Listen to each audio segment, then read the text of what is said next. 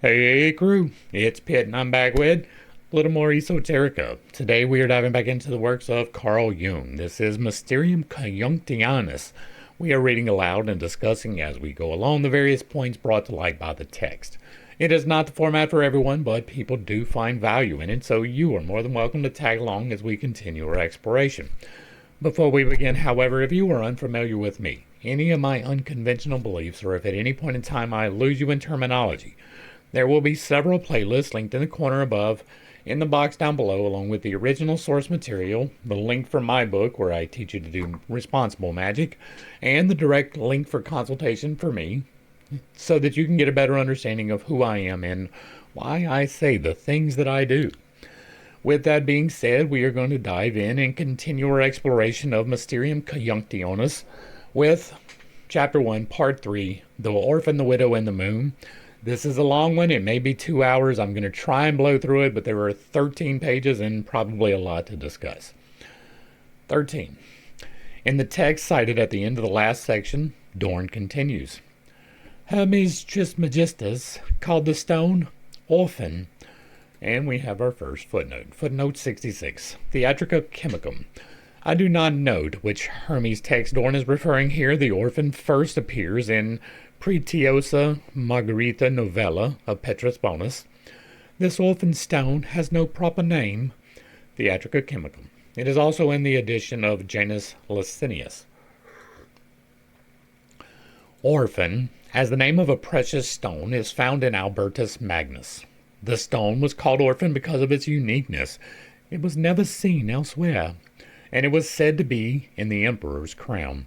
It was wine-colored and sometimes shone in the night, but nowadays it does not shine any more in the darkness. As Albertus Magnus was an authority on alchemy, he may have been the direct source for both Dorn and for Petrus Bonus. Orphan, as the name of a gem, may therefore mean something like the modern solitaire, a very apt name for the unique lapis philosophium. Apart from Dorn and Petrus Bonus, it seems that this name is found only in Carmina Heliodori. Footnote 68. We must have missed one. Okay, that was Ducage Glossarium Orphanus. 68. Edited by Goldschmidt, Heliodorus was a Byzantine of the 8th century, in the reign of Theodosius. Cassel gives Arnoldus, cited in Lesser's Lithotheology, as the source for Orphanus. I was unable to verify the statement. Now, for me, this is the Philosopher's Stone, right? That's what we are talking about here with the, where did it say it right there? Lapis Philosophorum, right here. Lapis Philosophorum, right? The Philosopher's Stone, that's what that means. And for me, that is going to be the heart, the binder of the as below and the as above, and it would indeed be orphaned, right? You are unique, even though you are exactly the same as everyone else. Exactly is a big word, right? Everybody is human. Everybody is composed of the same elements. Everybody has dreams and desires. In that sense, we are the same, right? There is wide variety of differentiation in the species. I understand that. But each one of our hearts is exactly unique. We are each created exactly as we are supposed to be at the direct will of the creator of all things. And we are all exactly equal in his eyes. But you are unique. You are here for your purpose. No one else can do your purpose, and so you are unique. Therefore, the parts of you are unique in their specificity, and your heart, the way that it works, not the beating part, but the chemical synthesis part, right? The alchemy, the turning of the shit into gold, right? That part, that is unique to you. Every single one of the stones is going to be unique. That is exactly the orphan, the solitaire energy that is given here. So my understanding concurs with this. If this is like, I'm assuming that's what it means. Lapis Philosophorum is going to be the Philosopher's Stone to me. I'm pretty sure that is exactly what it means. And so this is my understanding. Confirmation bias acknowledged, right? This is saying exactly what I would expect to see. Apart from Dorn and Petrus Bonus, it seems that this name is found only in the Carmina Heliodori. We just did that. There it refers to the homeless orphan who is slain at the beginning of the work for the purposes of transformation. That would be you, unguided by God, right? The homeless orphan, separated from the knowledge of, separated from the fullness of, separated from the completion with, homeless. So again, this would be the sojourner, the fool setting upon the journey. 14. The terms son of the widow and children of the widow appear to be of Manichaean origin. The Manichaeans themselves were called children of the widow. 69. Footnote 69 says, it is said that in the Book of Secrets, Mani spoke of the son of the widow. Yeshu, Urform and Fortbuldogan and Manichaean systems. Bousset, the Antichrist legend, mentions the reign of a widow who will precede the Antichrist. There will be no Antichrist, according to a Greek and Armenian apocalypse of Daniel. Freemasons are reckoned among the children of the widow. Widow in the Kabbalah is a designation for Malkuth. I believe what Malkuth is wisdom. Okay, so yeah, this is, again, the separation of, right? The orphan referred to by Hermes must therefore have for his counterpart a vidua, widow, as the primal materia. For this, there are synonyms such as mater, matrix, venix, regina, femina, virgo, puella pregnans, virgin in the center of the earth, luna. All right, we have 70 and 71. 70 is. Mentions the reign of a widow who will precede the Antichrist according to a Greek and Armenian apocalypse of Daniel. If that was confusing to you about the Antichrist, right, there are a great amount of problems with prophecy, and the rise of the Antichrist is definitely one of those problems with prophecy. The entire book of Revelation has some severe problems. It does describe something that will happen, but one of the major problems with prophecy is that you can only explain it according to what you already know. There may be someone who sets up in charge, right, but they are not Antichrist. They are not born for this. They are not divinely inspired to be the worst thing on the planet, right? They may act in accordance with that, they may choose that, but they are not an entity as opposed to this guy who just was sacrificed, yes, right? But he did not save you. There was no salvation from the death of Jesus. You can believe that if you wish. That is a lesser understanding that you are welcome to. But because there was no guy that saved you from your sin, that is not a thing. See the rest of this study or go to the Bible study. There can't be the opposite of that guy, right? Christ is the Logos, right? The Christ oil is the oil that allows you to see the Logos, to enables you to use the Logos even. The Christ is not a person. Christ is synonymous with Logos and person cannot be the same. You are a representative of Logos. I am a representative of Logos. Every single thing in existence is a representative of Logos. It is quite literally elements in change even around you. There cannot be a person who is the opposite of that in the exact same way that there was never a person who took away your sins. These are not things that are real in reality. Now, if you believe that this person died for your sins, and you go to that person and ask, that is like you going to God with an intermediary, right? You don't need it, but you can do it. You can go to the priest and confess your sins just as easily. Neither one actually does anything. What is actually happening is that you are talking to God. You're just using an intermediary to get there, and you will get your forgiveness because all you have to do is ask for it to begin with. You never had to walk down an aisle. You never had to be washed in blood or dunked under a river or any of those things. None of that is necessary. The only thing necessary for forgiveness from sin is to repent from your sin and to ask for forgiveness from the Creator of all things. And so there is no Antichrist, right? There is no anti-logos. There is no anti-growth. There is no anti-light, right? You can hide the light. You can dim the light, but you cannot take out the light with the darkness. It's just not a thing. And so there is no Antichrist. There will be no Antichrist. These are concepts about people, and there may be a person in authority who even acts in accordance with, but he is not a direct correlation with the Antichrist. And 70 was Milius reference. All right. That was 70. What was 71? 71's the next one. Gretorilis. All right. Meretix, whore, Vatula, old woman. So it is both the virgin in the center of the earth and a whore, right? A mother and a whore. More specific, like I would expect this from Crowley. More specifically, Vatula extenuata, enfeebled, exhausted. Wow, that's an interesting one.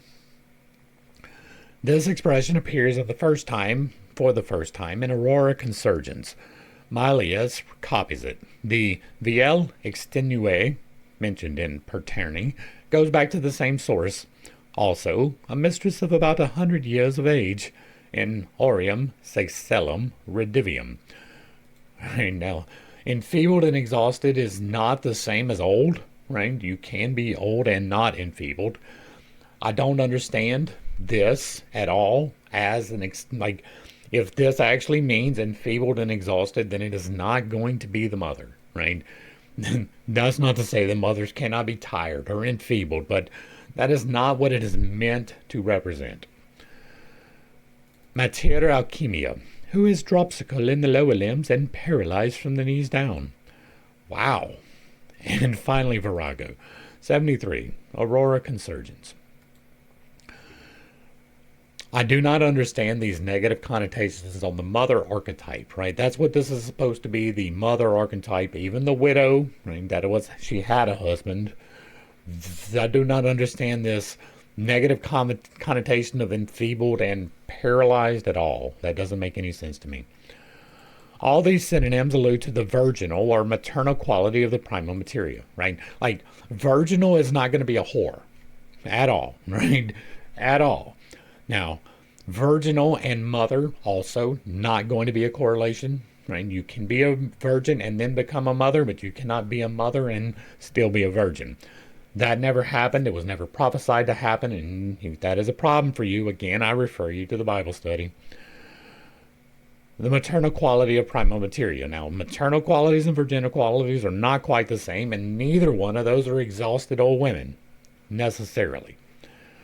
Which exists without a man, footnote 74, and that is going to be in Aurora Consurgens. And yet, it is the matter of all things, footnote 75.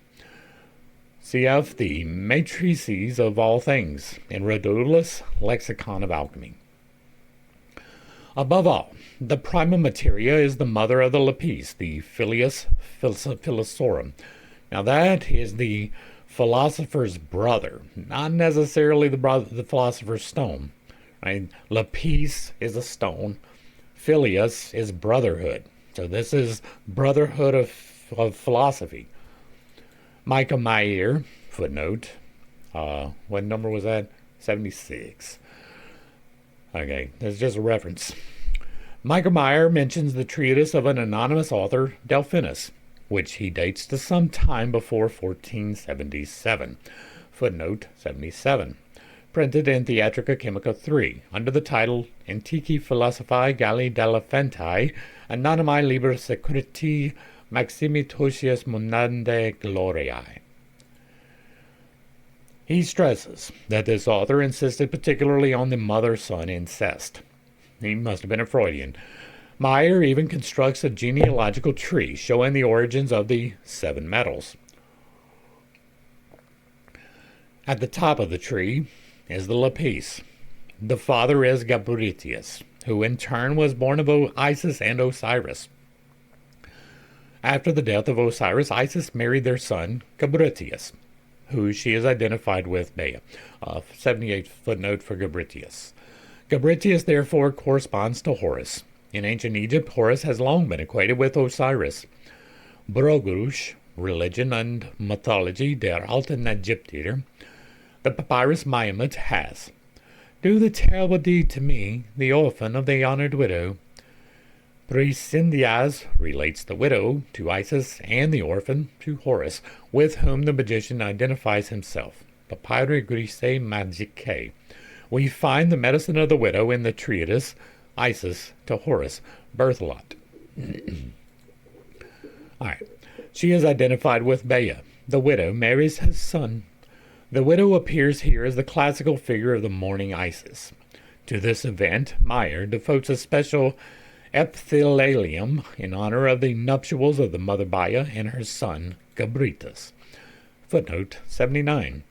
Symbolici Armense. The epithalamium begins with the words, "When the mother is joined with the son in the covenant of marriage, counted not as incest, for so doth nature ordain, and doth the holy law of fate require, and the thing is not unpleasing to God." This is only in the caveat of the spiritual sense of the creation of the universe.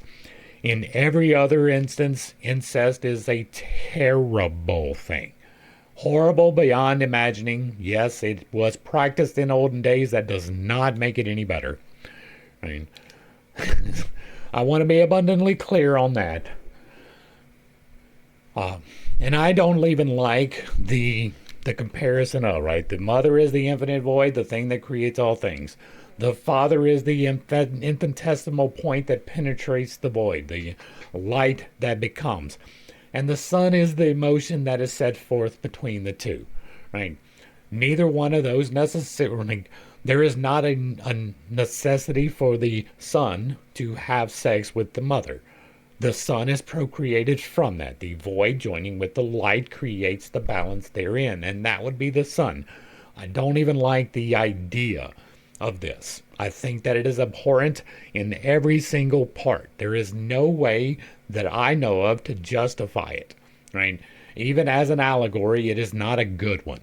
There are many more that could have been done, and if you are trying to represent the three, having the father and then the mother and then the son has sex with the mother is fucking wild. But this marriage, which was begun with the expression of great joyfulness, ended in the bitterness of mourning, says Meyer, adding the verses. Within the flower itself there grows a gnawing canker. Where honey is, there gall. Where swelling breast, a cancer. Footnote 80. Est quod in ipsis floribus angat. And this is, okay. Within the flower itself there grows a gnawing canker. Where honey is, there gall. That is not necessarily true at all. Gall can be one of two things, right? It is either the liquid that is produced by, what is it? It's not bile. Gall is like bile. I can't remember which organ it is that produces the gall. Like, I want to say it's like, not the kidney. It might be, I don't know. Anyway, it is a chemical that is produced within you, and it is also a parasitical growth upon a tree, right? There is galls that grow upon the oak tree or the pine tree, and they are created by a parasite laying its eggs, and those eggs deform and kind of form a cancer, right? But that has nothing to do with honey. 4. When the son sleeps with the mother, she kills him with the stroke of a viper, as should be. This viciousness recalls the murderous role of Isis. 81. In Greco-Roman times, Isis was represented as a human-headed snake. See the illustration in Erman, Religion der Egypt. For Isis, see Reitzenstein. Recalls the murderous role of Isis, who laid the noble worm in the path of the Heavenly Father, Ra. Footnote 82. Erman. The text derives from the time of the New Kingdom. Isis, however, is also the healer, for she has not only cured Ra of the poisoning, but put together the dismembered Osiris. As such, she personifies that arcane substance, be it dew or the aqua permanens. 83 and 84. 83 is from Prescindans Papyri Gracia Magicae. I am Isis, who am called dew. 84. Synonymous with aqua vitae. The relation of the soul-comforting water of the Nile to Isis is indicated on a bas-relief in the Vatican of a priestess of Isis bearing the setula, water vessel. The two great parallels are the cup of water in the early Christian communion and the water vessel of Amitabha. For the Christian cup of water, see transformation symbolism in the Mass. For the holy water in the worship of Amitabha, see Hastings Encyclopedia 1, Amatthias. All right. Or the aqua permanens, which unites the hostile elements into one. This synthesis is described in the myth of Isis, who collected the scattered limbs of the body and bathed them with her tears and laid them in a secret grave beneath the bank of the Nile. Footnote 85. Latin manuscript, 18th century, Figuram Egyptorum Sectorium, author's possession. So he has this in his possession. That was weird. My lights just flickered. The cognomen of Isis was the Black One. Apuleia stretches the blackness of her robe, Palinigurima, robe of deepest black. Footnote, well, we have, 85? We did 86 and 87. All right, 86 is Isler, 87 is the Golden Ass, an utterly dark cloak, Hippolytus. And since ancient times she was reputed to possess the elixir of life. Footnote 88. Diodorus, Bibliothèque History. The elixir of life, as well as being an adept in the sundry magical arts. 89. She tried to make the child of the king of Phoenicia immortal by holding him in the fire. Plutarch, Isis and Osiris. She was also called the Old One, and 90, and she was rated a pupil of Hermes, 91, or even his daughter, 92. So we will do 90, 91, and 92. 90 is a reference to Diodorus, 92 is to Ibid, and 91 is Ibid, and 92 is the Great Paris. Magic Papyrus, line 2290. She appears as a teacher of alchemy in the treatise Isis the Prophetess to her son Horus. Footnote 93. Berthelot, Alchemy Greeks. She is mentioned in a role of a whore in Epiphanius, where she is said to have prostituted herself in Tyre. 94. And Enchiridion. She signifies earth according to Firmicus Maternus. And that is, what was that? 95. There's a lot of footnotes. Liber Error Profanium Religium. The earth is the body of Isis. That's, yeah, right, the firm mother, the mother created, I guess. And she was equated with Sophia. That is wild, because Sophia is wisdom. That was 96. That is in Reitzenstein's Weil Original. I'm not doing that. Equating the earth with wisdom is a wild take, right? It is understandable, I guess, but she is 1,000 named. Yeah, we went through quite a few of them. I doubt it was 1,000, but the vessel and the matter of good and evil. 97. Plutarch. She is the moon. 98. Reitzenstein. An inscription invokes her as the one who art all. 99. Corpus Inscriptium Latinarium from Cupa. I am not trying to read Latin. Right, I will try to pronounce it if there is a point. There is not a point right there, so. She is named the Redemptrix. Footnote 100. Reitzenstein. The Die Hellenischen Mysterial Religion. The mystery religion of heaven. In Athenagoras, she is the nature of the eon, whence all things grew and by which all things are.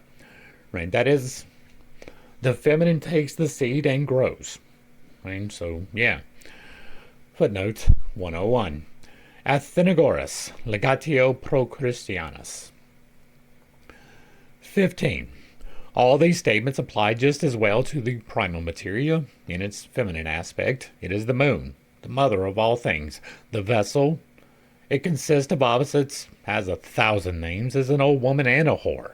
As Materia Alchemica, it is wisdom and teaches wisdom. It contains the elixir of life in potentia, and is the mother of the Savior, and of the Filius Microcosmi.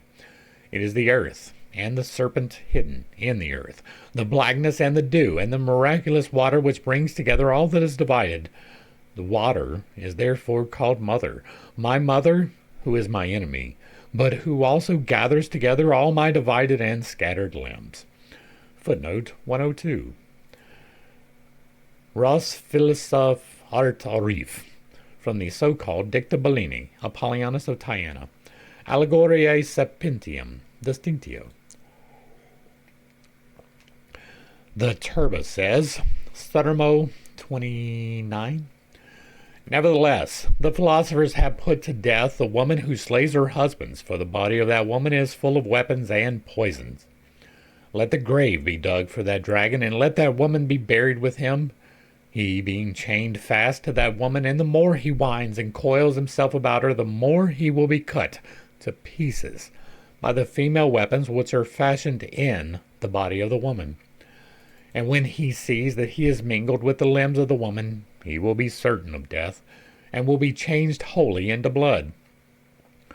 But when the philosophers see him changed into blood, they leave him a few days in the sun until his softness is consumed, and the blood dries, and they find that poison.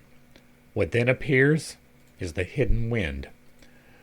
All right, that was, what was that, 103? 103 is Rusca Turba Philosophium. The wind is the pneuma hidden in the primal materia. The final illustration in Meyer's Scrutinium Chemicum shows this burial. All right, so the pneuma is going to be the air, the breath, the creative spirit, the movement within. The prima materia is going to be the plasma in stasis, right? The thing from which all things are created is the prima materia.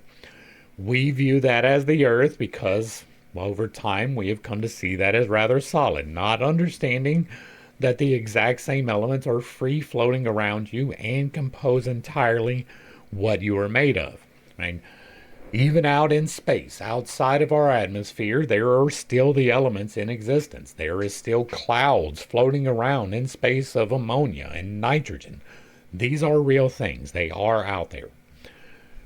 That is the prima materia, right? The prima materia is existence itself. It is quite literally all of the elements. Now, even in here, right, there was still not as firm of a grasp on the elements as we have now. There was definitely science. We did have microscopes. We had already split the atom. And so we were well on our way to understanding that. But before Mr. Jung, that was definitely not something that was understood. We didn't have chemistry in the way that we do now. We didn't have the isolated elements like we do now. And so they didn't view the things the same, right? What you were surrounded by nothing, right? The wind is something that is created from the earth.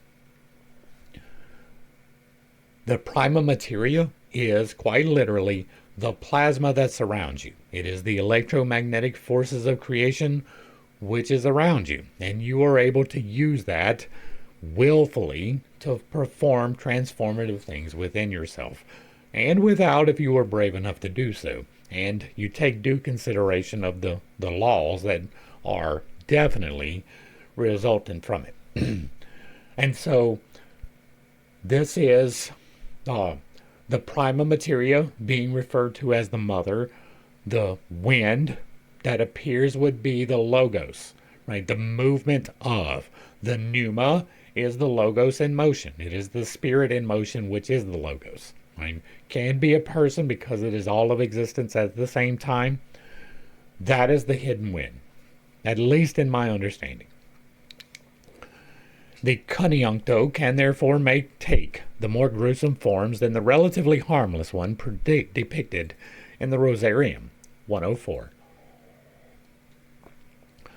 Also the female combat in Carminaceoli, one of the Carmina Heliodori, where the materia flees under the rain of projectiles and ends up as a corpse in the grave. 16. It is clear from these parallels that Meyer was fully justified in giving the name Isis to the prima materia, or feminine transformative substance.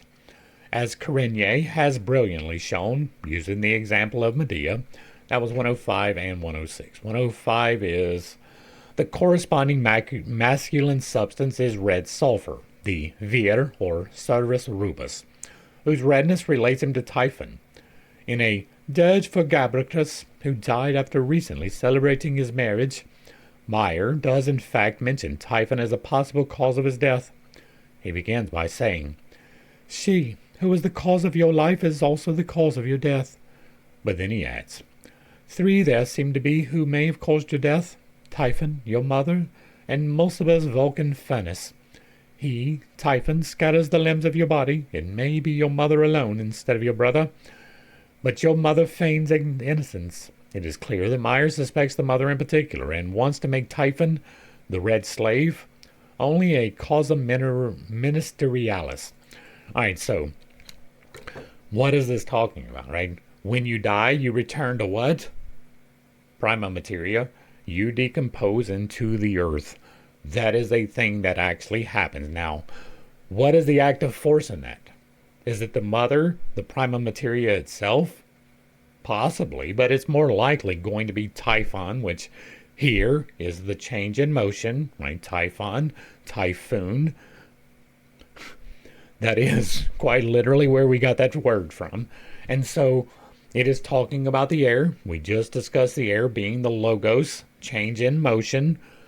That is who is actually causing the disruption, right? It is not going to be the mother.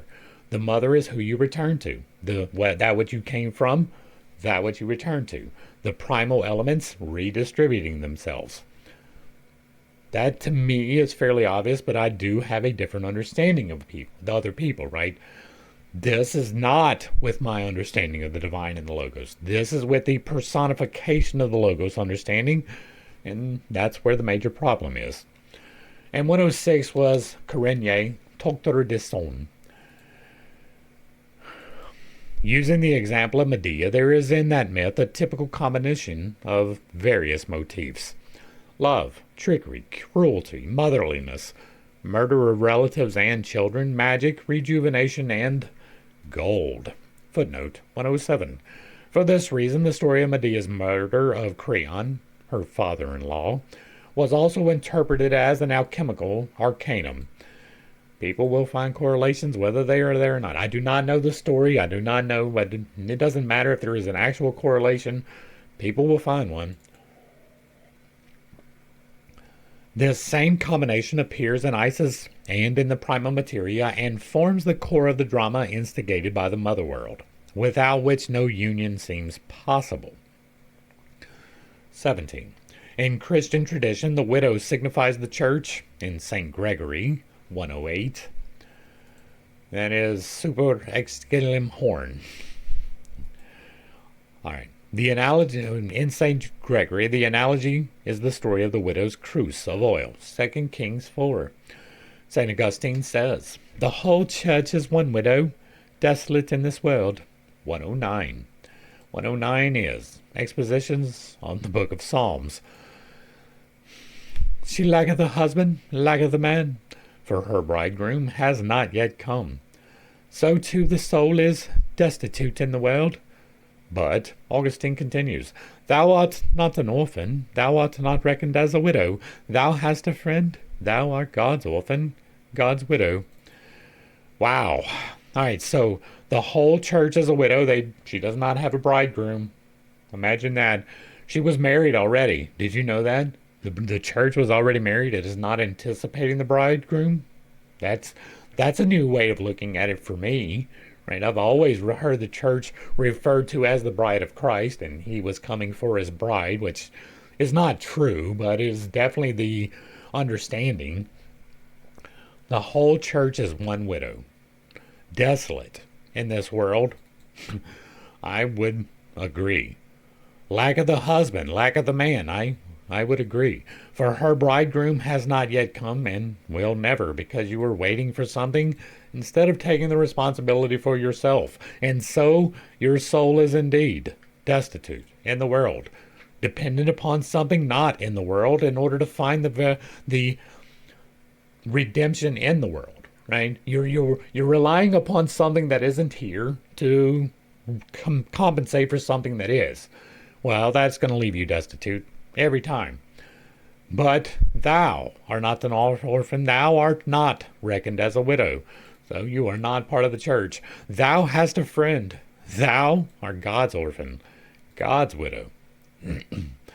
Very interesting. That was 110 and is from Ibid. Other traditions are to be considered in regard to the widow is the Kabbalah. There are many reasons to have issues with that. We just did a study with Jason, and one of the things that I derived from that is that there is not a whole lot to pull from the Kabbalah. Right? There is a lesser understanding that can be reached from the Kabbalah. Right? I'm not taking away from that. Even lesser understandings are better than no understanding at all. Being able to use part of what is available is better than not being able to use any of it, I guess. But if you have the ability to get a better understanding, that would be the way to go. And so while you probably, and I emphasize probably, can find your way through the Kabbalah, it is going to take a good bit of work because the terms are not correct. There, the abandoned Malkuth is the widow, as Nor von Rosenroth says. Almanah, widow. This is Malkuth, when Tifereth is not with her.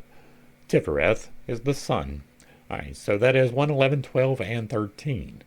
Kabbalah de Nunada, Nor Sos is Moses Cordova. 112, Tifereth means beauty. 113, Kabbalah de Nunada, 202. Malkuth means kingdom and dominion. That is next. All right. Okay, so Malkuth means kingdom and dominion, but that is referred to as the widow. Interesting. Right, now we went over these words, right?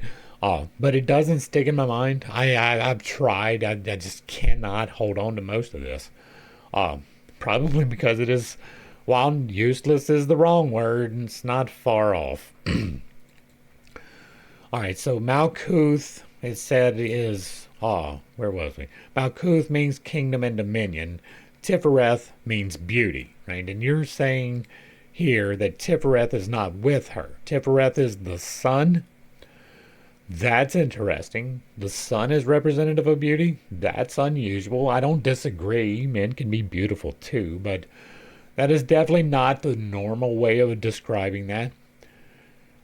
And is interpreted by Ruchelin as the microcosm. Malkuth is Domina, the mistress. She is also called Shekinah, the indwelling of God, and Virago. That is 115, 16, and 17.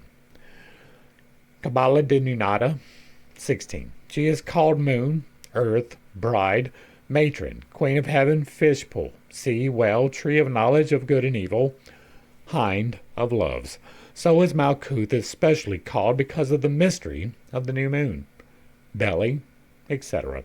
And 117 was Kabbalah de Nunada. The Sephira Tifereth is the king, and in the usual arrangement of the Sephiroth, he occupies the second place. Kether, the crown, corresponds to the upward growing root of the tree of the Sephiroth. Yesod signifies the genital region of the Oriental man, of the original man, whose head is Kether. Malkuth, conforming to the archetypal pattern, is the underlying feminine principle. That is footnote 120. Wait, hold on. We missed some. Okay, so 118 was, according to authorities, Sephira is derived from C.F. Hastings' Encyclopedia, Kabbalah. According to a more recent view, the word is derived from the root SFR, primordial number. C.F. Skolem, Major Trends in Jewish Mysticism. For the tree of the Sephiroth, see the Philosophical Tree, paragraph 411, and Skolem. 119 is Yesod means foundation. In the manuscript in the Bibliothèque Nationale, Yesod is depicted like the Son of Man in Revelation, with the 7 stars in its right hand, the sword issuing from his mouth, and standing between the 7 candlesticks. See in Fra the R plate 3. 120. The Kabbalah denudata, for Malkuth shall be called a watered garden. Isaiah 58. 11. When Yesod is in her, and fills her, and waters her with waters from on high. Page 477. When Malkuth receives the inflowing from the 50 gates through Yesod, then she is called bride, for Yesod as membrum genitale. Also Sholem and Hurwitz, And this wicked world ruled by evil Tifereth is not united with Malkuth. 121. The legend of Father Okenios and Mother Tethys, who could no longer come together in a conjugal embrace. This reference points only to the similarity of the motif, not an equivalence of meaning. But the coming Messiah will reunite the king with the queen, and this mating will restore to God his original unity. Because that's what God desires, is for someone to come along to reunify him with his creation. All right, this is 122. The cohabitation of Gabricus and Baia, brought about by the intervention of the philosophers. The Kabbalah develops an elaborate hieros gamos fantasy, which expatiates on the union of the soul with the Sephiroth of the worlds of light and darkness. For the desire of the upper world for the God-fearing man is as the loving desire of a man for his wife when he woos her. 123. Der Sohar. There is a parallel to this in the psychotic experiences of Schreber, where the rays of God longingly seek to enter into him. Conversely, the Shekinah is present in the sexual act. The abscontia sponus enters into the body of the woman and is joined with the abscontia sponsa. This is true also on the reverse side of the process, so that the two spirits are melted together and are interchanged constantly between body and body. In the indistinguishable state which arises, it may be said almost that the male is with the female, neither male nor female. 124. The parallel in the Gospel according to the Egyptians, James, Apocryphal New Testament. Page 11. When the two become one, and the male with the female is neither male nor female. Okay, so the only way that this is making any sense, right? There is the act of sexual union, and that is quite literally the sharing of souls. If you do not understand that, you have a fundamental misunderstanding of what is occurring. Even if there is no production from that, right? No child that is produced. The production of the child is the meeting of the feminine life force, the egg, with the masculine life force, the sperm, creating a new life force through the taking of the souls and the melding together. That is the process by which it happens. There is an insolation that happens when the egg and the sperm create. That moment, there is a flash of light. To me, that is the soul being designated to this particular thing. There is no way to prove that, but that is my understanding of that. And so that can very well represent this. The masculine and the feminine melding together, interchanged constantly. Even in sexual relation without procreation, that is still what is happening. If you did not know this, understand this right now. When you have sexual relations, your DNA is changed. Right now, I've not done the extensive research. I'm going off of research from other people, and I have not even really deep dived that. So take it with a grain of salt, but this is something that I've gotten from a couple of different sources, even though I have not deep dived it. Whenever a man impregnates a woman, there is a DNA exchange. Obviously, right? And whenever that child is born, the woman's DNA is permanently changed. But that happens even if there is no insemination. Still, her DNA is changed. And not only that, but the man's is too. It is part of the coming together, the as a cord that should be. That is part of it. And it is quite literally two spirits melting together in sexual congress. That is what is happening. It's why you should be extremely careful with whom you share your soul. And so that works for this, right? What was the second one?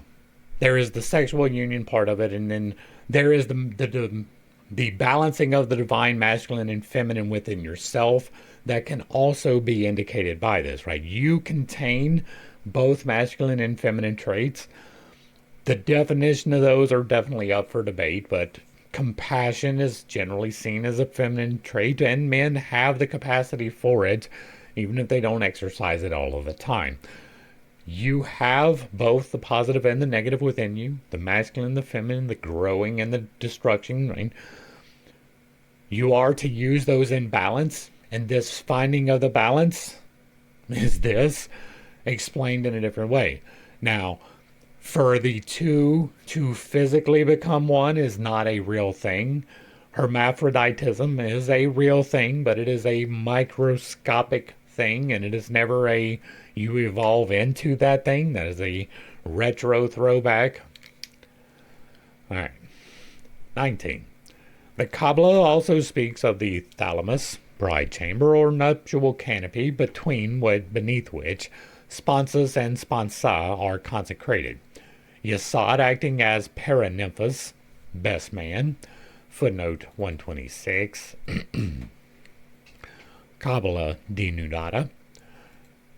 Directly or indirectly, the Kabbalah was assimilated into alchemy. Relationships must have existed between them at a very early date, though it is difficult to trace them in the sources. Late in the 16th century, we come upon direct quotations from the Zohar, for instance, in the treatise De Igne et Cele by Blasius Vigerenus. Footnote 127. Theatrica Chemicum. Blase de Vinegre, or Vinegre, was a learned scholar of Hebrew. He was a secretary to the Deux Neves and then to Henry III of France. One passage in this treatise is of especial interest to us as it concerns the mythologium of the Coniunctio. The Sephiroth end of Malkuth, or the moon, who is the last to descend and the first to ascend from the elemental world. For the moon is the way to heaven, so much so that the Pythagoreans named her the heavenly earth, and the earthly heaven or star. 128. C.F. Proculus, Commentaries on the Timaeus of Plato, where he says that Orpheus called the moon the heavenly earth, and the Pythagoreans the etheric earth. I would need a review of Timaeus to agree with that. I do not remember that, but I just might not remember. And the heavenly earthly heaven or star, because in the elemental world all inferior nature in respect to the heavenly, and the heavenly in respect to the intelligible world, is, as the Zohar says, feminine and passive, and is as the moon to the sun. In the same measure as the moon withdraws from the sun until she is in opposition to him, so does her light increase in relation to us in this lower world, but diminishes on the side that looks upwards. Contrariwise, in her conjunction, when she is totally darkened for us, she is fully illuminated on that side which faces the sun. This should teach us that the more our intellect descends into the things of sense, the more it is turned away from intelligible things, and the reverse likewise. That is not necessarily true. Let's see what footnote 129 is. Theatrica Chemicum. Malkuth is also called moon. Other cognomens are house and night, and in Joseph Gicatila, fountain, sea stone, sapphire, tree of knowledge, land of life. This information was supplied by Dr. S. Hurwitz. Malkuth is the kingdom of God, described in the Zohar as Knesset Israel, the mystical archetype of the community of Israel. The identification of Malkuth with Luna forms a link with alchemy, and is another example of the processes by which the patristic symbolism of sponsus and sponsa have been assimilated much earlier. At the same time, it is a repetition of the way the originally pagan hieros gamos was absorbed into the figurative language of the Church Fathers. But Vigerenus adds something that seems to be lacking in patristic allegory, namely, the darkening of the other half of the moon during her opposition. When the moon turns upon us her fullest radiance, her other side is in complete darkness. This strict application of the Sol Luna allegory might have been an embarrassment to the Church, although the idea of the dying Church does take into account, to a certain extent, of the transience of all created things. 130. C.F. Rahner, Mysterium Lunae. I do not mention this fact in order to criticize the significance of the ecclesiastical Sol Luna allegory.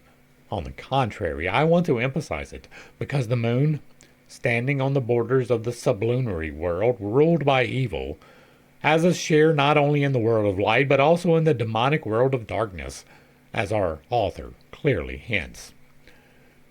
This is why her changefulness is so significant symbolically. She is duplex and mutable like Mercurius, and is like him a mediator. Hence, their identification in alchemy. Footnote 131. Jung, the spirit Mercurianus. Though Mercurius has a bright side concerning whose spirituality alchemy leaves us in no doubt, he also has a dark side, and its roots go deep. The quotation from Virginalis bears no little resemblance to a long passage on the phases of the moon in Augustine. Footnote 132. Epistola 25. Speaking of the unfavorable aspect of the moon, which is her changeability, he paraphrases Ecclesiasticus 27:12 with the words, "The wise man remains stable as the sun, but the fool is changed as the moon." Footnote 133. The Vulgate has, "A holy man continueth in wisdom as the sun, but a fool is changed as the moon." And poses the question, who then is that fool who changeth as the moon? But Adam, in whom all have sinned. Okay, that is the Latin, right? That it is telling you what the Latin was. For Augustine, therefore, the moon is manifestly an ally of corruptible creatures, reflecting their folly and inconstancy. Since, for the men of antiquity and the Middle Ages, comparison with the stars or planets tacitly presupposes astrological causality, the sun causes constancy and wisdom, while the moon is the cause of change and folly, including lunacy. Footnote 135. Soul corresponds to the conscious man, luna to the unconscious one, in example, to his anima. This lunacy is a very real thing, right? You are affected by the magnetics of the moon. Some people are more affected than others, and that is evident if you go on a full moon to any hospital anywhere, right? Go on the new moon, observe the proceedings. Go on the full moon, observe the same proceedings. There will be a marked difference between them. Many people will be acting a lot crazier during the full moon. That is a thing that happens. It is something that has been remarked on for centuries. I mean, it has been happening so long and with such reliability that it is beyond the realm of speculation that it is even a thing. We call it lunacy because it appears to be derived from Luna, the moon. That does not mean that it is, but it's definitely correlated. Augustine attaches to his remarks about the moon a moral observation concerning the relationship of man to the spiritual sun. 136. For man's soul, when he turns away from the sun of righteousness, that is, from inward contemplation of the unchangeable truth, turns all his strength to earthly things, and thereby is darkened more and more in its inward and higher parts. But whenever it begins to return to that unchangeable wisdom, the more it draws nigh thereto in loving affection, the more is the outward man corrupted, but the inward man is renewed from day to day. And all that light of natural disposition which was turned towards lower things is directed to the higher, and in a certain wise is taken away from things of earth, that it may die more and more to this world, and its life be hid with Christ in God. I do not disagree with the spirit of what was said. I don't know that I would necessarily put it that way, right? I do believe that we are to engage fully here in this mortal coil. God created you with a purpose. That purpose is something only you can do, and you can only do it if you are engaged with the world. You are not completing your purpose by remaining in isolation. Almost certainly. You are meant to be out and about dealing with people. Right? That is definitely something I need to listen to myself, but all right. Concerning the relationship of man to the spiritual sun, just as Virginius did, who was obviously acquainted with Augustine's epistles. He also mentions the church's Luna, and he connects the moon with the wounding by an arrow. Whence it is said, they have made ready their arrows in the quiver, to shoot in the darkness of the moon at the upright of heart. Footnote 137. Alright, that is all Latin. The Vulgate Psalm 10:3 has only in obscuro. For behold, the wicked bend their bow. They fit the arrow to the string to shoot in the darkness at the upright of heart. The arrow is drunk with blood. Aurora Consurgens. And so doesn't mean the moon. It is clear that Augustine did not understand the wounding as the activity of the new moon herself, but in accordance with the principle omni malum ab homine, as the result of man's wickedness. All the same, the addition in obscura luna, for which there is no warrant in the original text, shows how much the new moon is involved. This hint of the admitted dangerousness of the moon is confirmed when Augustine, a few sentences later, recites Psalm 71:7, "In his days justice shall flourish, and abundance of peace, until the moon shall be destroyed." 138. That is the original Latin. Alright, so until the moon shall be destroyed is a way of signifying permanence. Right? It does not mean, right, the dangerousness of the moon. Right? That is saying that the moon shall be destroyed and then there won't be abundance and peace, but that is not saying that the destruction of the moon brings about destruction and peace, or no peace. Right? And also, in whose days? Because we have not yet had justice or abundance of peace that has been anywheres at all. Right? We are in a relative period of peace here, and we've been involved in a war for 20 plus years. Instead of the strong interficator, the Vulgate has the milder afferitor. Shall be taken away or fail. 139. DV. In his days justice shall flourish and abundance of peace until the moon shall fail. That is definitely a different tone, correct? The violent way in which the moon is removed is explained by the interpretation that immediately follows. That is, the abundance of peace shall grow until it consumes all changefulness of mortality. Right, and so the abundance of peace shall grow does not mean that you have the abundance of peace, right? It means that there will be more and more peace as we go along. Again, debatable. Right? But this last part is a completely different signification from the the abundance of peace, the moon destroyed, right? The abundance of peace shall grow until it consumes all changefulness of mortality, which is the experience will continue until all experiences have been experienced. The changefulness of mortality is the experience of mortality, right? You are here for the experience of being mortal, not to seek the eternal, but instead to embrace the now. Right? Not to even worry necessarily about where you came from, right?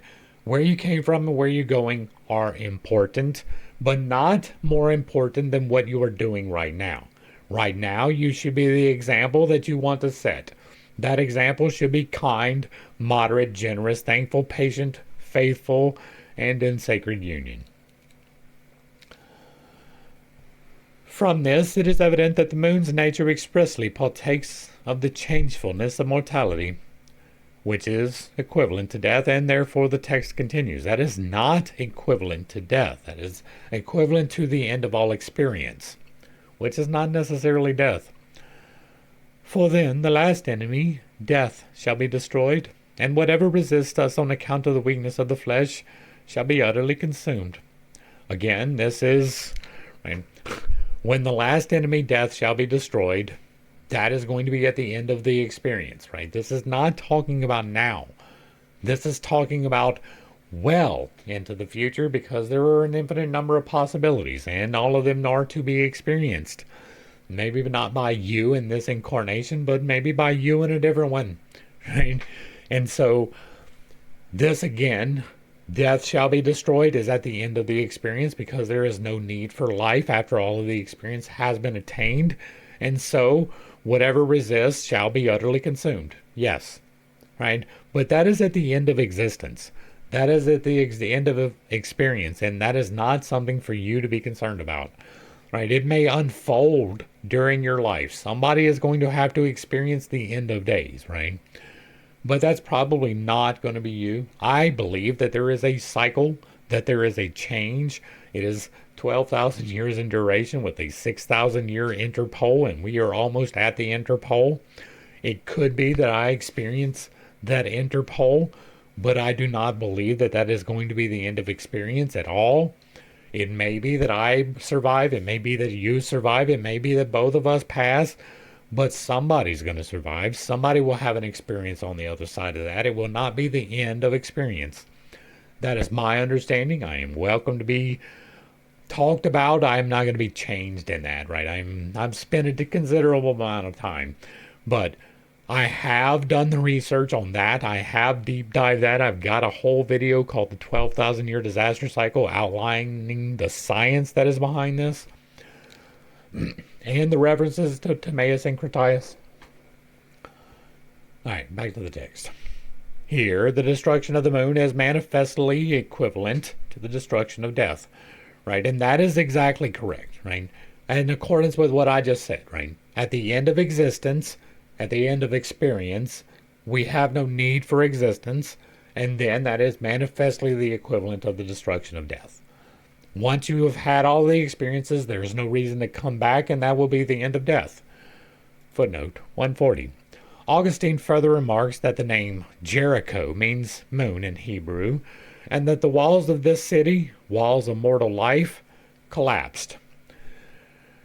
That is one way of looking at that absolutely horrific act of the demon that was Jehovah.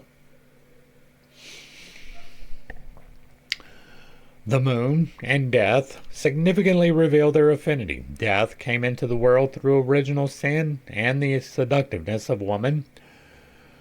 The moon and mutability led to corruptibility. 141. We're going to talk about this. According to Origen, the sun and the moon were involved in the fall. Cited in Rayner, Mysterium Lunae. All right. In the beginning, there was God, and God was infinite and without form, and he decided to become, and he became us. But, right, there is no original sin. That is a misunderstanding. This is an allegory about existence, right? There very well could have been a time where humanity did not have cognitive ability.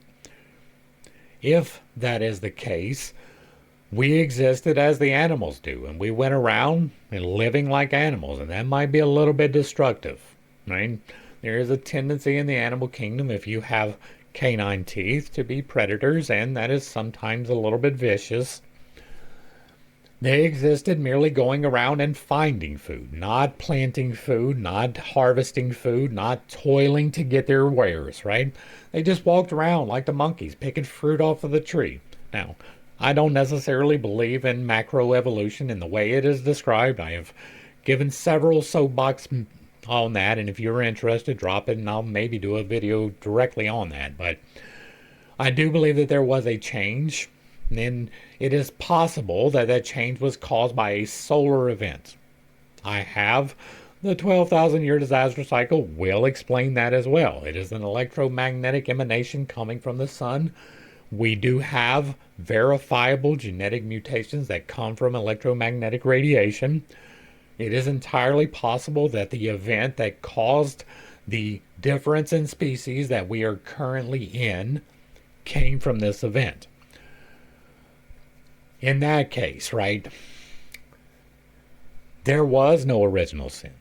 Instead, at that point, through this flaming sword in the Garden of Eden, where we just wandered around picking fruit, there came this destructive event, and that possibly caused a change in things, up to and definitely including the knowledge of good and evil, right?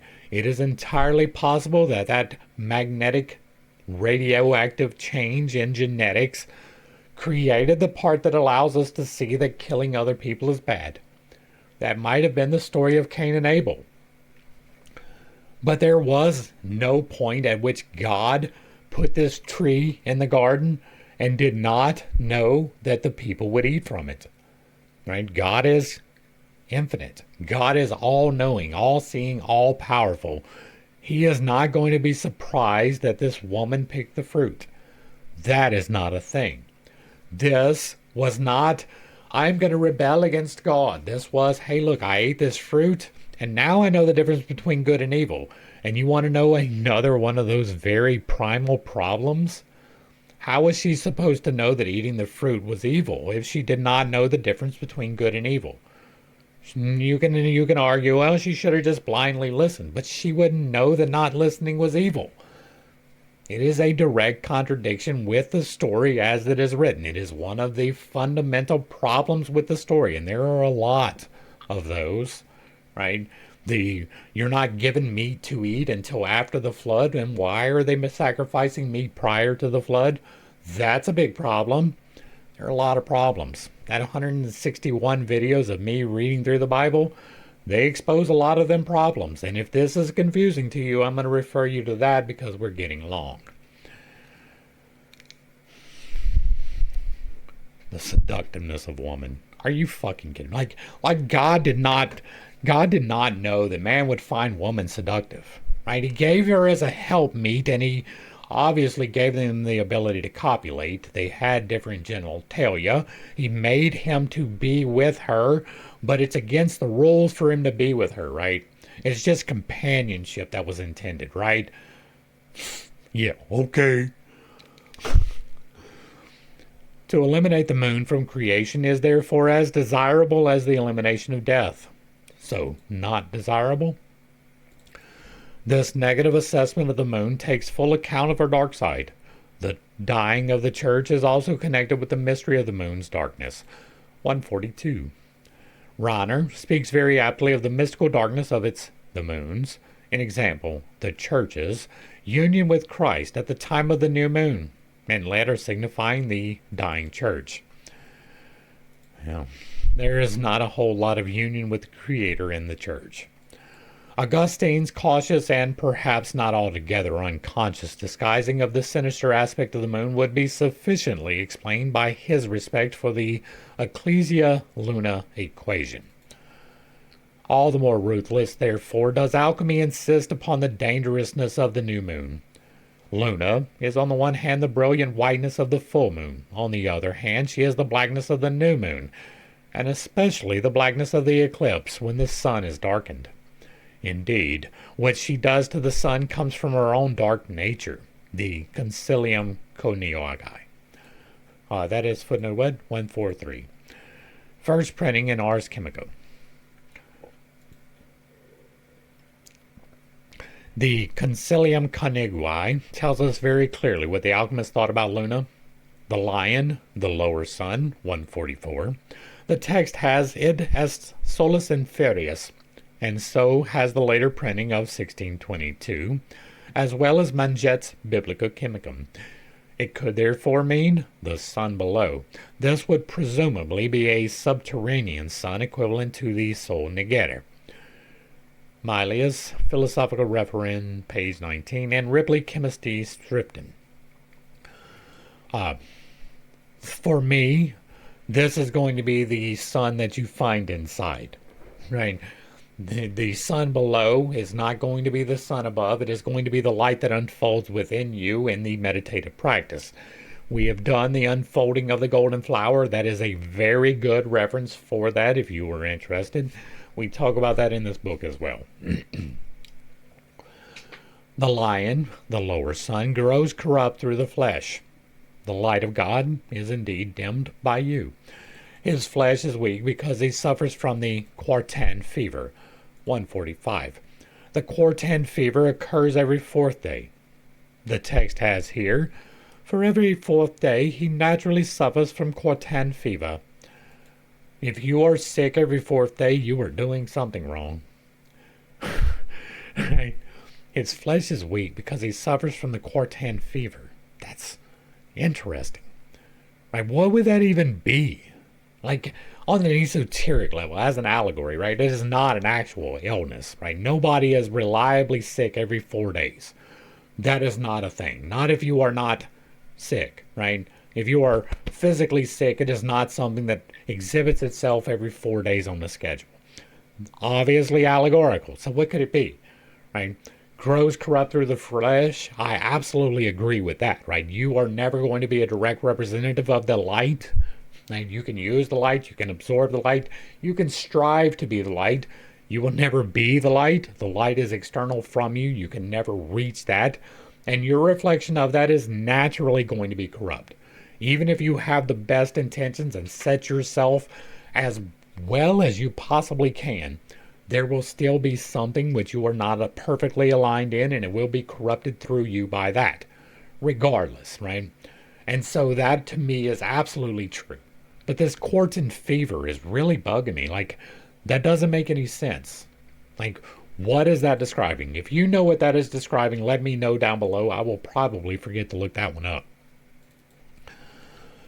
Thus is the lion, 146. Leo, as the domicilium solis, stands for the sun, for the act of red Mercurius. Thus is the lion corrupted in his nature through his flesh, which follows the times of the moon, and is eclipsed.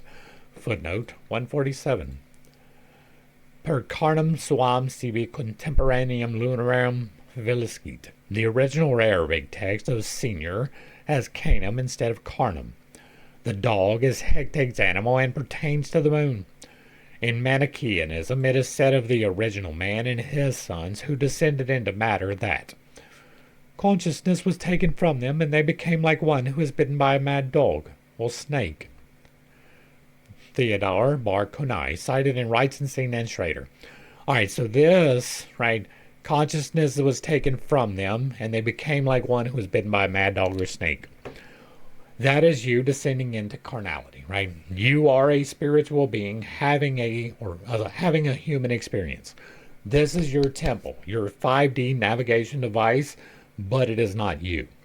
You are the soul that resides inside of it, and the soul that resides inside of it is a direct representative of God, not the fullness of God, but a part of God, the part of God that has been designated to this vessel to navigate it. Part of that experience is going to be a spiritual amnesia. Right now, that is my understanding of this. You are free to disagree with that. I believe that we all have what I call sacred contracts, that every person that you have ever interacted with, you had a soul contract with to interact with. But some of them interactions are pretty terrible. Some of them are really, really bad.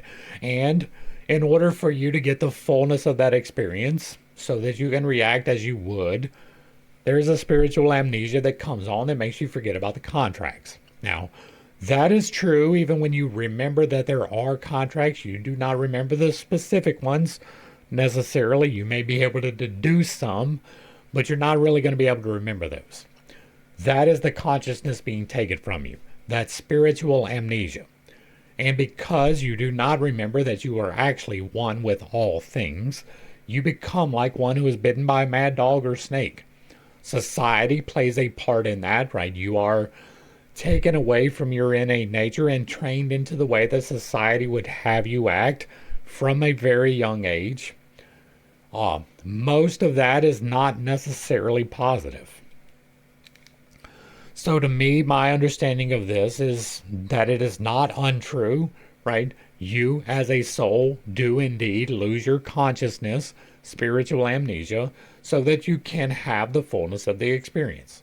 You're not having the experience if you know what was already going to happen. Back to the text. For the moon is the shadow of the sun, and with corruptible bodies she is consumed. And through her corruption is the lion eclipsed with the help of the moisture of Mercurius. 148. The aqua permanens. Yet his eclipse is changed to usefulness and to a better nature, and one more perfect than the first.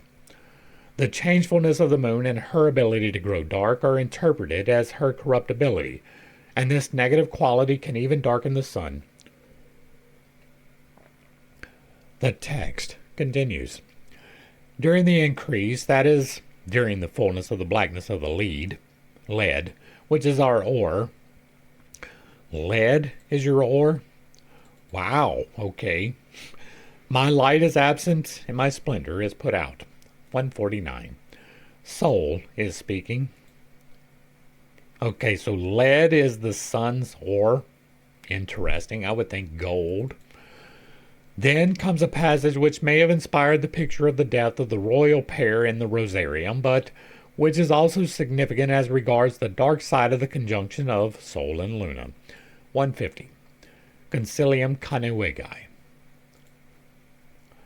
After this, 151, the preceding passage runs, let the residual body, which is called earth, be reduced to ashes, from which the tincture is extracted by means of water, then join its head to tail. This refers to the production of the Ouroboros as the arcane substance that changes the natures. Let the residual body, which is called earth, would be your physicality. Right? Let the light burn it away to ashes is not literal, but instead metaphysical. From which the tincture is extracted by means of water would be the use of the light in a filling way, in my understanding. Jointed head to tail is going to be the recirculation of the energies as I describe in the book. Right? In an Ouroboros fashion or in the Mobius strip fashion, either one works fine. And so it does, indeed, if you do that, change your nature. Right? That is a guess about what this would mean, but it does make sense. Right? There is the body, right? Physicality, that is synonymous with earth. There is the soul, which is inside of you, which is making the decisions, and that is synonymous with air. And then there is the spirit, which is synonymous with fire and a little bit with water, right? Those are contrasting. They are different understandings of the same thing. Feelings are the logos within you being active, right? That is you sensing the change in the things. That is how you get feelings. And fire is the actual changing of things. Both of those represent the logos in slightly different ways. And so this is the use of the logos to cleanse and purify yourself. That would even be the fire and the water. All right, back to the text. After this is completed, you will know that you have the substance which penetrates all substances, and the nature which contains nature, and the nature which rejoices in nature. And again, to me, that is the interior work. Footnote 52. This is the well-known formula of Democritus. Berthelot. Nature rejoices in nature. Nature subdues nature. Nature rules over nature. Right? If you do the interior alchemy, you will know that you have the substance which penetrates all substances. That is the electromagnetic harmonics, right? You have an electromagnetic emanation that occurs from you. We can measure these, right? An EKG, when they measure your heart, is measuring the electromagnetic resistance that is given off as a signal from your heart. When they do an EKG, is an EKG is on your heart, and what's the one on your head? Is that an EKG too? Echocardiogram. That's the heart. Anyway, there's one they do on your head too, right? They can see your brain. You can do that with an MRI, magnetic resonance imaging. You are seeing the actual magnetics being emanated from you. That is what MRIs do, right? And so it does indeed penetrate all substances. And did I put them back on the board? I had magnets. I don't know where I put them, but I had a stack of magnets here. But regardless, right? Pretend that this is a magnet, right? This lens is a magnet, or these lenses. This would represent the magnetic field, right? This part can be solid. This part you can pass your hand through. That magnetic field passes through your hand, right? That's a relatively simple concept. That is what MRIs do as well. It penetrates all substances.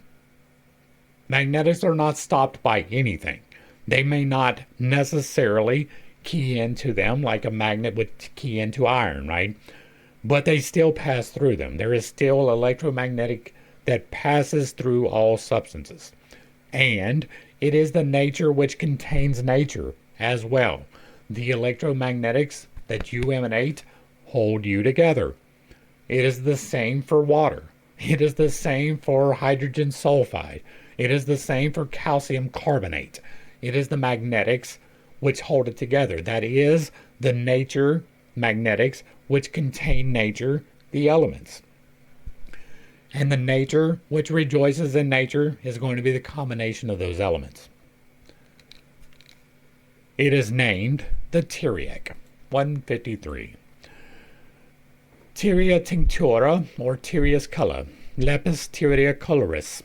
Thus we call our Tyrian color at each step of the procedure by the name of its color.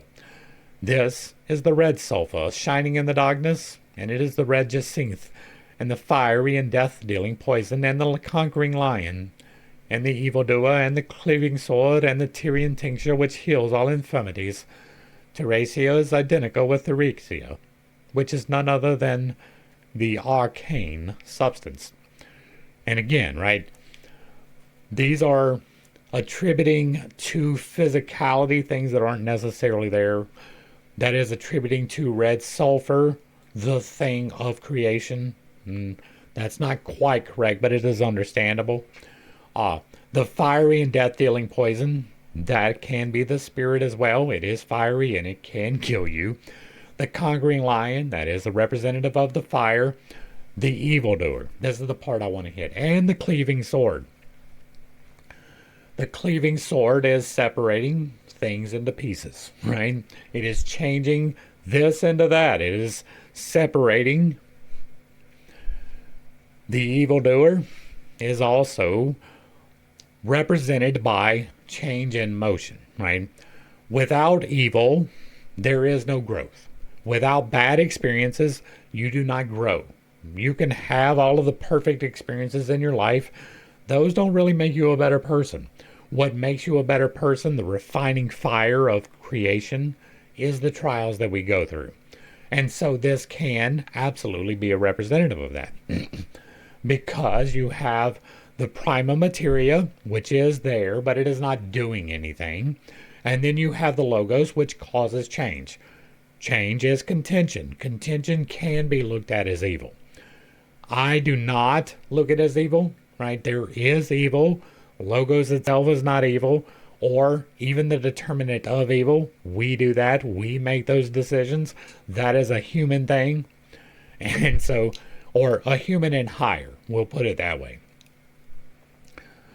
And so this, the evildoer and the cleaving sword, that is true, but it is misapplied, right? It is not really evil. It is the change agent. It is even the wisdom that you got from the tree, right? The ability to discern between good and evil would be the light coming in. But it also says heals all infirmities. That is another one of my confirmation biases, leading me into believing that this would be, because it is no other than an arcane substance, and that would be the magnetics. It is named the Tyriac of the philosophers, and it is also called the poisonous serpent, because like this, it bites off the head of the male in the lustful heat of conception, and, giving birth, it dies and is divided through the midst. So also the moisture of the moon, 154, Luna sends the dew. When she receives his light, slays the sun, and at the birth of the child of the philosophers, she dies likewise.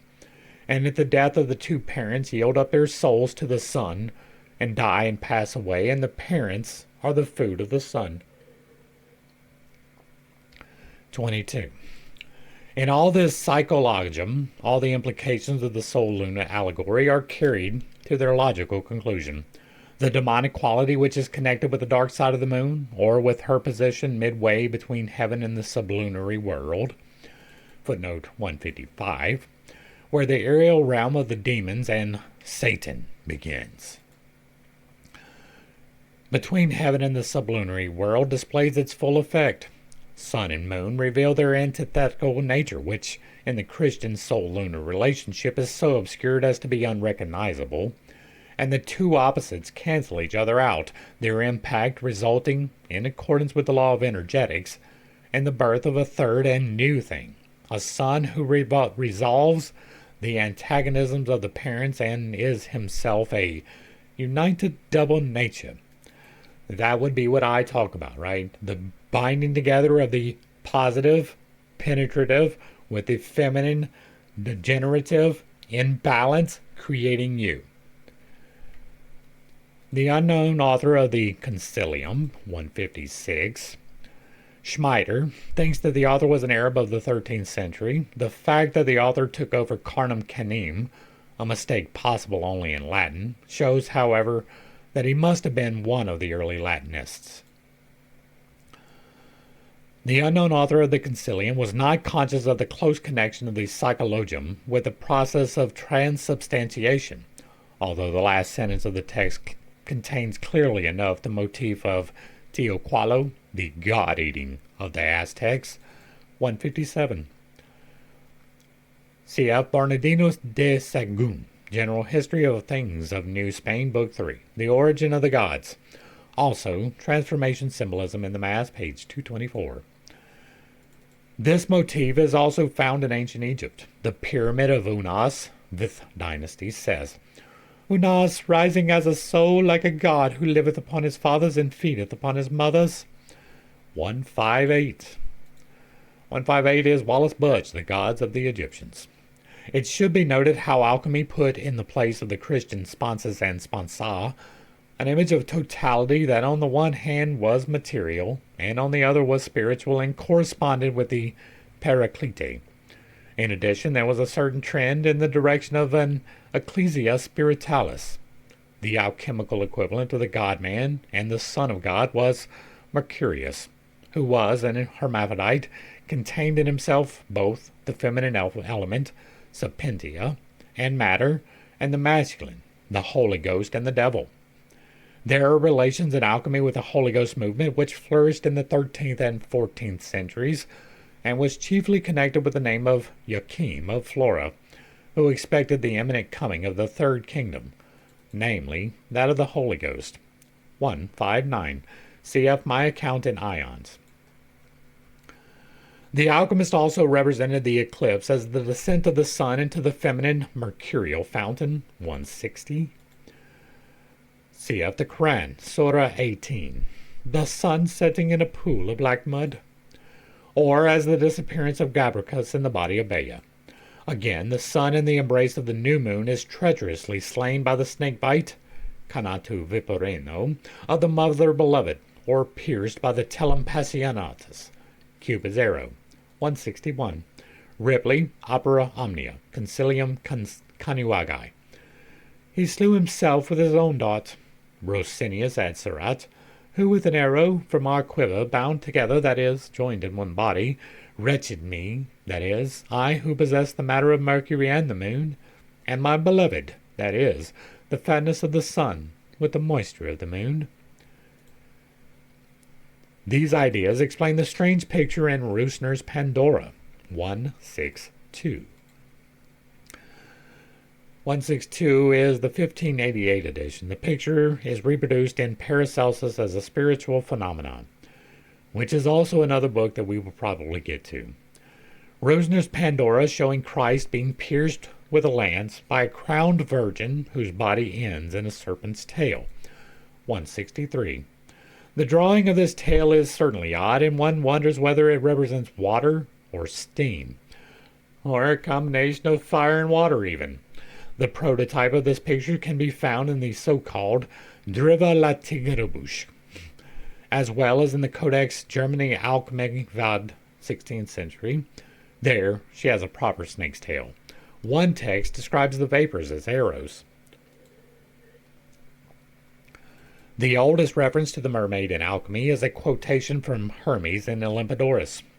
The virginal earth is found in the tail of the virgin. Footnote 164. Berthelot. On the analogy of the wounded Christ, Adam is shown in the Codex Ashburnham, pierced in the side by an arrow. 165. Psychology and Alchemy. 24. This motif of wounding is taken up by Irenaeus of Aetun in his commentary on the Song of Songs. 166. Migny, P.L. Thou hast wounded my heart, my sister, my spouse. Thou hast wounded my heart with one of thy eyes, and with one hair of thy neck. 167.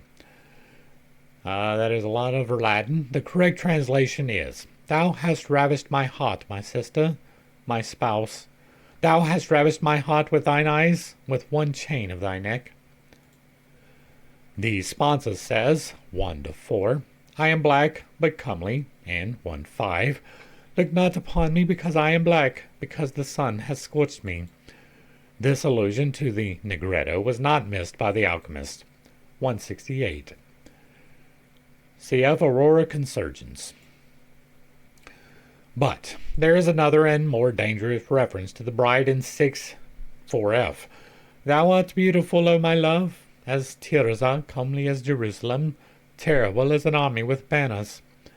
Turn away thine eyes from me, for they have overcome me. 10. Who is this that looketh forth as the rising dawn? Fair as the moon, bright as the sun, terrible as an army with banners. 169 and 170. 169. Here is, significantly enough, the source of the title of that mysterious treatise discussed in von Franz, Aurora Consurgens, which complements the present work. 170. A.V. Mott. A more exact translation of the original text would be terrible as a host of armies. The Hebrew word nid-galut is read by commentaries as Nir-galat, plural of Nergal or Nergal. The Babylonian Nergal was a god of war and the underworld, the lord of spirits and the god of the midday heat of summer. Wittenkind therefore translates terrible as the planets. Evidently the opposites of the figure of Ishtar are meant. She is the gracious goddess of love and beauty, but she is also warlike, a slayer of men. On account of his magic, even greater consideration should be given to the underworld aspect of Nergal, as the lord of spirits. Cf. Morris Jastrow, Diet of Religion Babylonians and Assyrians. The reading near Galat is also accepted by Haller. Hebrew D and R are very easily confused. That is another thing that we definitely learned in the Pitcast. The bride is not only lovely and innocent, but witch-like and terrible, like the side of Selene that is related to Hecate. Like her, Luna is all-seeing, an all-knowing eye. That is a different appellation for that. Rocher Lexicon 2. Like Hecate, she sends madness, epilepsy, and other sickness. Her special field is love magic, and magic in general, in which the new moon, the full moon, and the moon's darkness play a great part. The animals assigned to her, stag, lion, and cock, 172, Ibid, Collected Works, are also symbols of her male partner in alchemy. Well, that don't make no damn sense, does it? Right? How's that going to be the feminine and the masculine? As the chthonic Persephone, her animals, according to Pythagoras, are dogs. 173. Ibid. An example, the planets. In alchemy, Luna herself appears as the Armenian bitch. 174. The psychology of transference. The sinister side of the moon plays a considerable role in classic tradition. 25. The sponsa is the dark new moon. In Christian interpretation, the church is in the nuptial embrace. 175. In Kabbalistic interpretation, she is Israel, bride of the Lord. Thus, the Zohar says, And when is he, God, called one? At that hour when the Matrona, Malkuth, will pair with the king, and the kingdom will belong to God, as is said. What is meant by kingdom? It is the children of Israel, for the king unites himself with her, as is said. On that day God is known as one. God is one and all at the same time. in a nuptial embrace, and this union is at the same time a wounding of the sponsus, soul, or Christ. Honorius comments on "Thou hast wounded my heart" as follows: "My heart is signified love, which is said to be in the heart, and the container is put in the place of the contained. Love is not in the heart. And this metaphor is taken from the lover who loves his beloved exceedingly much, so that his heart is wounded with love. So was Christ upon the cross wounded for love of his church." 176. Augustine says, "Like a bridegroom, Christ went forth from his chamber. He went out with the presage of his nuptials into the field of the world. He came to the marriage bed of the cross, and there, in mounting it, he consummated his marriage. And when he perceived the size of the creature, he longingly gave himself up to the torment in the place of his bride, and be joined with the woman to himself forever." Yeah, this is going to be a hard sell. You haven't read Gethsemane. Again, Bible study. "Thou didst first wound my heart when I was scourged for thy love, that I might make thee my sister. Again thou didst wound my heart with one of thine eyes." 177. It is remarkable that in ancient Egypt as well the eye is connected with the hierogamos of the gods. The first day of autumn, in example the dwindling sun, is celebrated in the Heliopolitan inscriptions as the feast day of the goddess Usuit, and as the arrival of the sister who makes ready to unite herself with her father. On that day the goddess Menet completes her work, so that the god Osiris may enter into the left eye. Brugos, Religion and Mythology, der Alten Egypter. "Again thou didst wound my heart with one of thine eyes. When hanging upon the cross I was wounded for the love of thee, that I might make thee my bride to share my glory." 178. Honorius, location cited. The wounding of the Redeemer by love is an idea that gave rise to some curious images among the later mystic writers. The following is from the Bellus Desiderium Johannes Amati. "I have learnt an art, and have become an archer. Good intention is my bow, and the ceaseless desires of my soul are the arrows. The bow is spanned continually by the hand of God's gracious help, and the Holy Ghost teaches me to shoot the arrows straight to heaven. God grant that I may learn to shoot better, and one day hit the Lord Jesus." Okay. 26. The moment of the eclipse and mystic marriage is death on the cross. In the Middle Ages, the cross was therefore logically understood as the mother. Thus, in the Middle English, dispute between Mary and the cross. The cross is a false tree that destroyed Mary's fruit with a deadly drink. She laments, "My son is stemodia racalidi." Sancta Crux replies, "Lady, to thee I owe honor. Thy fruit me flourished in blood color." 179. Morris, Legends of the Holy Rood. 27. The motif of wounding in alchemy goes back to Zosimos, the 3rd century, and his visions of a sacrificial drama. Alright, that was what number? Oh, wrong one. Where am I? This is not even correct. How did I even get there? Okay, 180. 180 is Birthlight. The aspect of killing is discussed in The Visions of Zosimos. The sacrificial death and transformation symbolism in the Mass, paragraphs 376. The motif does not occur in such complete form again. The one next meets it in the turba. The dew is joined to him who is wounded and given over to death. 181. Ruska, turba. And the dew comes from the moon, and he who is wounded is the sun. 182. The alchemical dew penetrates the gold sun by amalgamation. In the treatise of Philolitha, in Otrius apertus ad occlusium regis palacium, 183. The treatise is supposed to have been written in 1645, printed in Museum Hermetica by Arthur White. The name of the author, Arianus Filiata, is a pseudonym, peaceful lover of truth. The real author is conjectured to be an English alchemist, Thomas Vaughan. Incorrectly, it seems to me. See White, The Works of Thomas Vaughan, and Ferguson, Bibliotheca Chemica.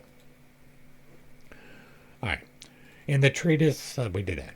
The wounding is caused by the bite of the rabid Coracine dog, 184. See Emperor, paragraph 174.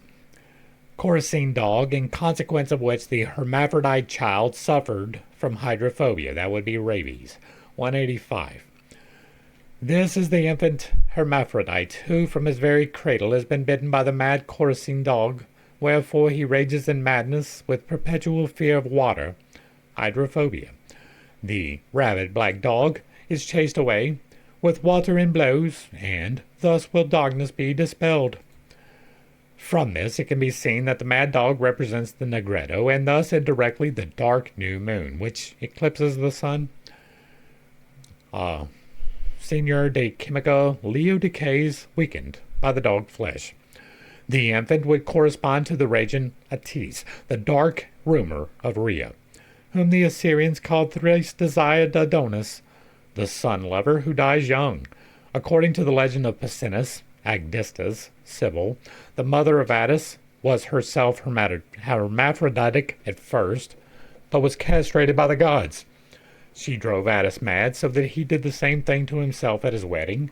Zeus made his body incorruptible, and this forms a parallel of the incorruptibilitas of the alchemical infant. Pausanias, Description of Greece. Dorn, in his De Tenebris Contra Naturam, associates the motif of wounding and the poisonous snakebite with Genesis 3. For the sickness introduced into nature by the serpent, and the deadly wound she inflicted, a remedy is to be sought. Theatrical Chemicum, page 1518. Accordingly, it is the task of alchemy to root out the original sin, and this is accomplished with the aid of the balsamum vitae, balsam of life, which is a true mixture of the natural heat with its radical moisture. The life of the world is the light and nature of the celestial sulfur. 187. Lux naturae and celeste sulfur are to be understood as identical, whose substance is the etheric moisture and heat of the firmament, like to the sun and moon. 188. Theatrical Chemical. The conjunction of the moist moon and the hot sun thus produces the balsam, which is the original and incorrupt life of the world. Genesis 3:15. He shall bruise your head, and you shall bruise his heel. You really have to work to make that allegory work. Was generally taken as a prefiguration of the Redeemer. Of course. But since Christ was free from the stain of sin, the wiles of the serpent could not touch him, though the course of mankind was poisoned. Why does that is not necessarily the same thing, right? Free from the stain of sin. There was two others that was also free from the stain of sin. Enoch and Job. Both of them were perfect men. Why were they been able to be touched by Satan? Whereas the Christian belief is that man is freed from sin by the redemptory act of Christ, the alchemist was evidently of the opinion that the restitution to the likeness of original and incorrupt nature had still to be accomplished by the art, and this can only mean that Christ's work of redemption was regarded as incomplete, as it should be. In view of the wickedness which the prince of this world, footnote 189, John 12:13 or 12:31, prince of this world, undeterred, goes on perpetrating as liberally as before, one cannot hold all sympathy from such an opinion. For an alchemist who professed allegiance to the Ecclesia Spiritualis, it was naturally of supreme importance to make himself an unspotted vessel of the Paraclete, and thus to realize the idea, Christ, on a plane far transcending a mere imitation of him. It is tragic to see how this tremendous thought got bogged down again and again in the welter of human folly. A shattering example of this is afforded not only by the history of the Church, but above all by alchemy itself, which richly merited its own condemnation, in ironical fulfillment of the dictum, in sterquilinis inventior. It is found in cesspools. Agrippa von Nettensheim was not far wrong when he opinioned that chemists are of all men the most perverse. Footnote 190, and then we will say something. The vanity of arts and sciences. Now, we have done a work of Agrippa, right? It is very well known, at least on this channel, that Agrippa had no clue about anything, right? He was possibly nefarious. I don't have evidence of that. We did not finish his work because it contained utter nonsense. But that utter nonsense can be summed up with this, right? Chemists are of all men the most perverse was definitely his understanding of it. He had no problem with mutilating animals and then turning them out into nature to die. No problem with that whatsoever. No compunction whatsoever with torture in the slightest bit, right? That would be the most perverse of all men. If you are using blood magic, whether it is yours or someone else's, you are perverse. 28. In his Mysterium Lunae, an extremely valuable study for the history of alchemical symbolism, Rahner, 191, mentions that the waxing and waning of the bride, Luna, Ecclesia, is based on the kenosis, 192, emptying, see the next paragraph, on the kenosis of the bridegroom in accordance with the words of St. Ambrose, 193. Hexameron. Luna is diminished that she may fill the elements. Therefore, it is this a great mystery. To her it was given by him who confers grace upon all things. He emptied her that he might fill her, as he also emptied himself that he might fill all things. He emptied himself that he might come down to us. He came down to us that he might rise again for all. Thus, as Luna proclaimed the mystery of Christ. Man, the levels that people will go to. 194. Professor Rahner was kind enough to send me the following explanation. The fundamental idea of the theologians is always this. The earthly faith of the church as the body of Christ is modeled on the earthly faith of Christ himself. That is to say, the church in the course of her history moves towards a death, as well in her individual members. Here is the connecting link with the doctrine of mortification, as in her destiny as a whole, until the last days, when, after fulfilling her earthly tasks, she becomes unnecessary and dies, as is indicated in Psalm 71:7, until the moon shall fail. These ideas were expressed in the symbolism of Luna as the church, just as kenosis of Christ was fulfilled in death, even on the cross. And out of this death, the glory of the divine nature was bestowed on Christ's form as a servant. 2:7. Whence this whole process can be compared with the setting, death, of the sun and its rising anew, glory.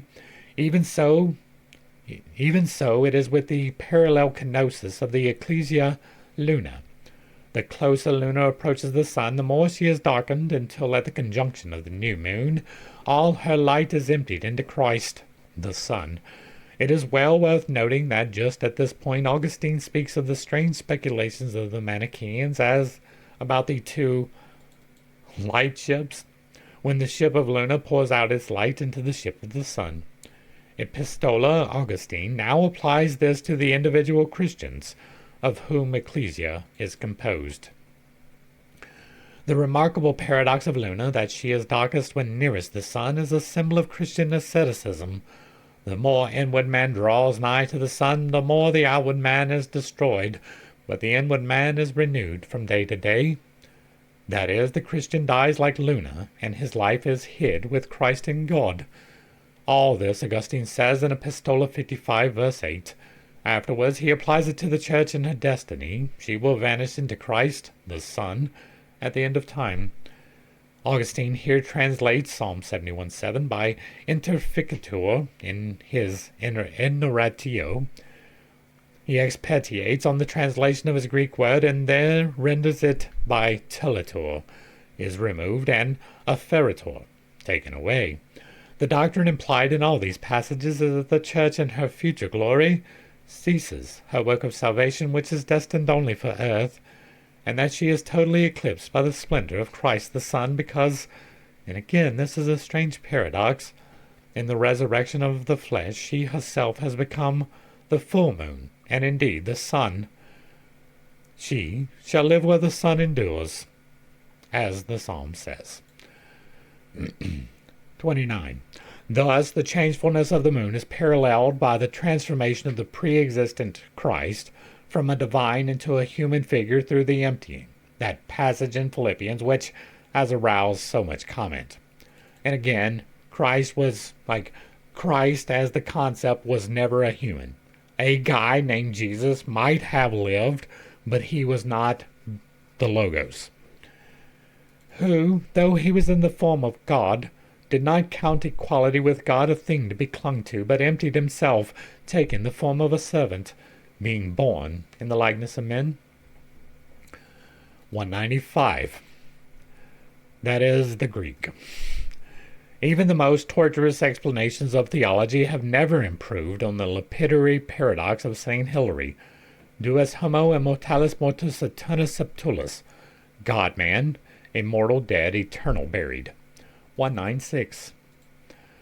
De Trinite. The passage says literally, hence, just as the truths that God became man, that the immortal died, that the eternal was buried, do not belong to the order of rational intellect, but are an exceptional work of power, so it is an effect not of intellect, but of omnipotence, that he who is man is likewise God, that he who died is immortal, that he who was buried is eternal. That is not the flesh, but instead the soul. The soul is eternal. According to Ephraim Sirius, the kenosis had the reverse effect of unburdening creation. Because the creatures were weary of bearing the prefigurations of his glory, he disburdened them of those prefigurations, even as he had disburdened the womb that bore him.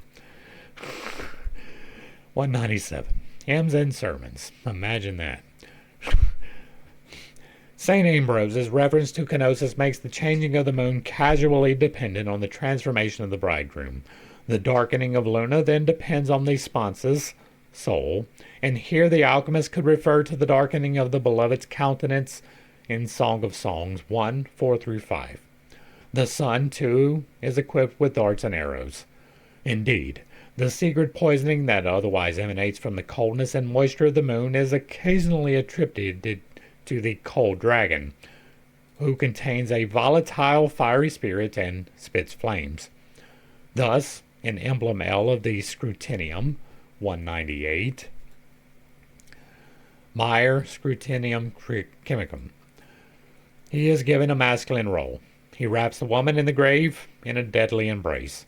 The same thought occurs again in emblem 5, where a toad is laid on the breast of the woman so that she, suckling it, may die as it grows. 199. From Tractatus Aristotelis. The toad is a cold and damp animal like the dragon. It empties the woman as though the moon were pouring herself into the sun. Footnote 200.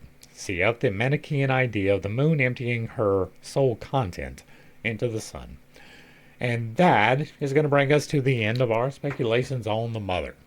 Hopefully I brought a little bit of enlightenment and not too much confusion to a somewhat difficult series of topics. I understand I have some unconventional beliefs, and I have a tendency to step on toes when I relay those. It is not intentional, but I do not apologize for it. The understanding that I have relayed is one that I find to be the most effective, right? You can have a different understanding, but it is probably going to be a lesser understanding, right? If you can know that the air is held onto the planet, you don't have to know the mechanics by which it works, but it is by magnetics. The fact that it is by magnetics does not stop people from thinking that there is a glass dome that is impenetrable placed above us, despite the fact that things come in from outer space all of the time, right? Your understanding doesn't have to be the full understanding to understand that the air is contained in the earth, that the atmosphere is here. You can speculate about what makes that happen, but there is something that makes it happen. The knowing of the something that makes it happen is a greater understanding. I am here to help find the greater understanding, to help clearly define that. And while you can search through the allegory of Christ and extract some things that can help you find knowledge, It is important to remember that it is only an allegory. It is not a riddle, a real, literal thing that happened in the way that it is described. There was no redemption of sin through sacrifice ever in the history of ever. That is not a thing.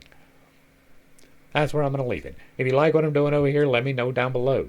Give me a like, a share, a follow. Throw me a comment. Whether you agree or disagree with anything that was said, put it in the box down below. And if it remains respectful, it gets to remain up. If you really like what I'm doing over here, hit me with that super thanks. Consider joining for a membership, picking up a copy of my book, or consulting me directly about whatever you really like. To the crew, thanks for hanging out. I appreciate every single minute that you are here with me, and I am praying for you every single day. Until next time, I love you. God loves you. You are perfect, whole, and complete just the way that you are. And this has been Fit State. Peace.